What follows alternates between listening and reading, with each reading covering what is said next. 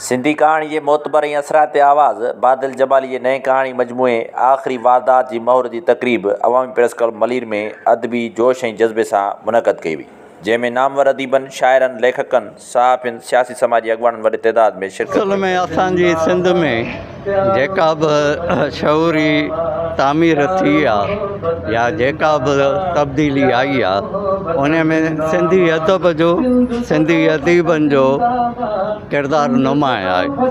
त असां सम्झूं था त बादल जमालीअ जो हीउ किताबु या 5 किताब जेके आहिनि इहे सिंध जो जियापो आहिनि। ये रुगो कहाणियूं न आहिनि, असांजे समाज खे इस्लाह बि आहे। ऐं जेकॾहिं असांजो हुकूमतूं इहे किताब पढ़नि ऐं इन्हनि किताबनि जे बुनियाद ते पंहिंजी पॉलिसी ठाहिनि त उनजी गुड गवर्नेंस बि थी वेंदी, आवाम जी बि नुमाइंदगी थी वेंदी ऐं सिंध बि तब्दील थींदी।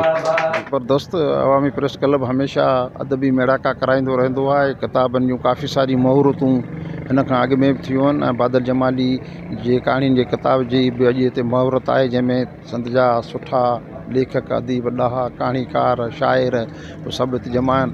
अहले इल्मु, अहले कलम माण्हू मौजूदु आहिनि ऐं हिते उन्हनि बादल जमाली जे फ़न फ़िक्र ते तमामु वॾे शदोमद सां रोशनी विधी आहे। असां सभिनी उन्ही खे ॿुधो आहे, किताब सां खे मिलियो आहे, असांजे हथनि में इंशाअल्लाह किताब पढ़ंदासीं। ऐं हूअं बि असांजे माशरे में कहाणी जो तमामु वॾो मक़ामु आहे, पर इहो आहे त असां वटि पढ़ण जो रुझान घटिजी वियो आहे।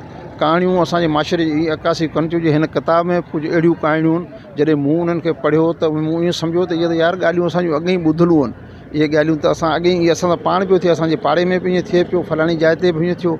सो इहे शयूं आहिनि त कहाणी माण्हुनि जो माशरे में जेको आहे मौजूदु शइ उनखे तरतीब ॾेई करे माण्हुनि जे साम्हूं पेश करणु, उन ई ॻाल्हि खे, उन्हनि जे पीड़ानि खे, उन्हनि जे ॾुखनि जे सिलसिले जो हिकिड़ो नालो आहे। बादल जमाली साहब तमामु वॾी महिनत कई आहे, बहितरीनु कहाणीकार आहे, बहितरीन कहाणियूं लिखियूं अथसि। अॼु उन जी तकरीब थी रही आहे। ऐं अवामी प्रेस क्लब खे बि शाबाश ॾींदुसि, जस ॾींदुसि जेको अहिड़े क़िस्म जा प्रोग्राम कंदो रहंदो। ऐं बादल जमाली साहब खे मुबारकबाद ॾींदुसि त हुन जो इहो किताब जी अॼु मुहूर्त ठही आहे, उन ते यकीनन सिंधी अदब में, इल्म में हिकिड़े किताब जो इज़ाफ़ो थियो आहे, जंहिं ते खेसि बार बार मुबारक। बादल जमाली साहब असांजे सिंध जो वॾो कहाणीकार आहे ऐं तक़रीबन 50 साल उनखे लिखंदे थिया आहिनि ऐं बेमिसाल कहाणियूं उन लिखियूं आहिनि। ही हिकिड़ी ख़ुशकिस्मती आहे असांजे जेको आहे उहो प्रेस क्लब मलीर वारनि जी, ऐं संदन एहसान बि आहे त बादल जमालीअ जी नई किताब 5 शाहकार किताब जी मुहूर्त हेॾे शायान शान अंदाज़ में मल्हाई पई वञे, जंहिंमें तमामु वॾियूं शख़्सियतूं उहे शामिलु थियूं आहिनि, जिन बादल जे फ़न ऐं फ़िक्र ते तफ़सीली उहा रोशनी विधी आहे। त बादल जमाली मुंहिंजो तमामु प्यारो दोस्त आहे ऐं हुनजे हर सिठ उहा मुंहिंजे दिलि में वेठल आहे। मां हुन खां तमामु घणो मुतासिर आहियां ऐं हू सिंध जो तमामु वॾो सरमायो आहे फिक्शन जो। उन करे इहा बि अवांजे चैनलनि जे ज़रिए मां गुज़ारिश कंदुसि त ख़ासि तौर ते बादल जूं कहाणियूं ॻोल्हे ॻोल्हे असांजा नौजवान ऐं हर उमिरि जा माण्हू ज़रूरु पढ़नि। मुंहिंजा तमामु सुहिणी तक़रीब आहे ऐं मां त बादल जमाली साहब खे तमामु घणी मुबारकबाद पेश कंदुमि। उन्हनि खे बि साईं डॉक्टर मोहम्मद अली पठान साहब खे, ॿिन्ही खे, छो त ॿिन्ही जी दोस्ती, ॿिन्ही जी यारी ऐं ॿियो ॿिन्ही जो अदबी हिकिड़ो सथु आहे। ऐं जहिड़े नमूने सां तव्हां मीडिया जा दोस्त आया हो हिते, इहा मूंखे तमामु घणी ख़ुशी आहे त अदब जी इन्हनि सरगर्मियुनि खे मीडिया इनखे एॾो प्रोमोट थी करे। तमामु सुठी आहे। सभु अदीब शाइर वेठा आहिनि, सहाफ़ी वेठा आहिनि ऐं बादल जमाली साहब जे फ़न ते, उन जे फ़िक्र ते गुफ़्तगू कनि था पिया। ऐं बादल साहब यकीनन शॉर्ट स्टोरी हवाले सां ऐं कहाणी हवाले सां हिकिड़ो तमामु वॾो नालो आहे ऐं मुंहिंजो त सीनियर बि रहियो आहे, साईं मुंहिंजो उस्ताद बि रहियो आहे PTO में, त मूंखे त अचिणो ई अचिणो हर सूरत में। त दौर में जिते इंसानु पंहिंजो पाण में वकोड़जी महदूद रहिजी वियो आहे, उते पंहिंजनि माण्हुनि जे उन फ़न खे अॻिते ऐं अॻिभरो आणणु इहो हिकु नवाण आहे। ऐं उहा पुराण जेका नवाण थी करे साम्हूं आई आहे, इहा उन दौर जी बि अकासी करे थी जंहिं दौर में सिंध में फ़नून लतीफ़ा खे तमामु वॾी अहमियत हुई, जिते इंसान शयूं पाइण खाइण सां न पर कहाणियूं पढ़ी कहाणियूं ॾिसी ॿुधी करे पंहिंजो पाण खे जीअण जो जे लाइक़ु सम्झंदा हुआ ऐं उहे उन्हनि जी खुराक हूंदी हुई।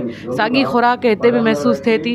बादल जमाली साहब खे जॾहिं मूं पढ़ियो तॾहिं ईअं महसूसु थियो त हुन जे किताब जा जेके अखर आहिनि उहे किरदार आहिनि उहे ईअं ॻाल्हाइनि था जीअं असांजी पंहिंजी ज़िंदगी जी का अक्कासी हुजे।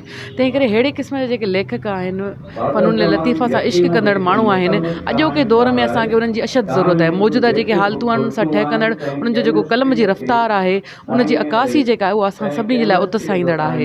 ईअं सम्झो त हिकिड़ो बीठल पाणी आहे उन में बींड उछलिजे त लहरूं पैदा थी वेंदियूं आहिनि। कहाणी फ़न आर्ट जेको आहे हिकु अहिड़ो पथर आहे जो बीठल पाणी में जेकॾहिं उछलिबो आहे त उहे लहरूं पैदा थी वेंदियूं आहिनि ऐं उन्हनि जी लहरुनि जी जेका रफ़्तार आहे उहा तेज़ थी वेंदी आहे। सो ॾाढी ख़ुशी थी रही आहे हिते हिन मुहूर्त तक़रीब में अची करे।